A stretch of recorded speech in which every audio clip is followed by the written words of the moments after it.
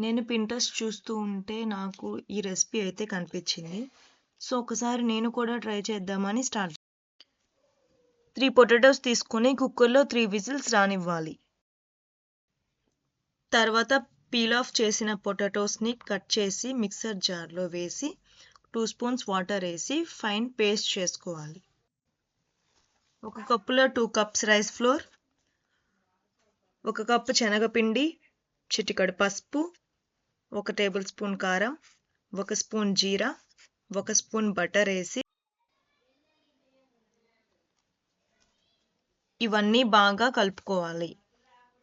ఇవన్నీ బాగా కలుపుకున్నాక మనం ముందుగా ప్రిపేర్ చేసి పెట్టుకున్న పొటాటో పేస్ట్ని కూడా వేసి బాగా కలిపి చపాతీ పిండి కన్నా సాఫ్ట్గా కలిపి పక్కన పెట్టుకోవాలి.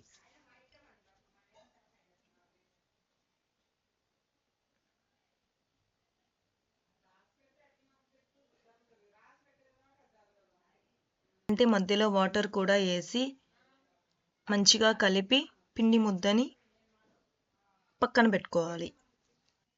టేస్ట్కి సరిపడా సాల్ట్ ఇంకా ఆయిల్ వేసి తడి క్లాత్ వేసి నాననివ్వాలి. మురుకుల అచ్చు తీసుకొని మనకి కావాల్సిన ఏ షేప్ కావాలంటే ఆ షేప్ తీసి దాంట్లో పెట్టుకోవాలి. దానికి పిండి అంటుకోకుండా మొత్తం ఆయిల్ గ్రీస్ చేసి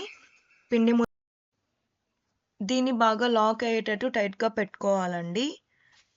కడాయిలో డీప్ ఫ్రైకి సరిపడా ఆయిల్ వేసి హీట్ చేసుకో.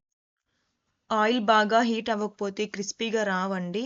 చాలామంది ఇక్కడ మిస్టేక్ చేస్తుంటారు. ఆయిల్ హీట్ అయ్యాక మీడియం ఫ్లేమ్ టు హై ఫ్లేమ్లో బబుల్స్ పోయేదాకా ఫ్రై చేసుకోవాలండి. నాకైతే షేప్ బాగా రాలేదు కానీ అవైతే చాలా క్రిస్పీగా వచ్చాయండి. లిటరలీ నేను కూడా ఇలా వస్తాయని ఎక్స్పెక్ట్ చేయలేదు. మీరు కూడా ఇంట్లో ట్రై చేసి పిల్లలు కూడా చాలా ఇష్టంగా తిన్నారండి. మీరు కూడా ఒకసారి ఇంట్లో ట్రై చేసి పిల్లలకి పెట్టండి. ఏమంటారో మీరే వినండి.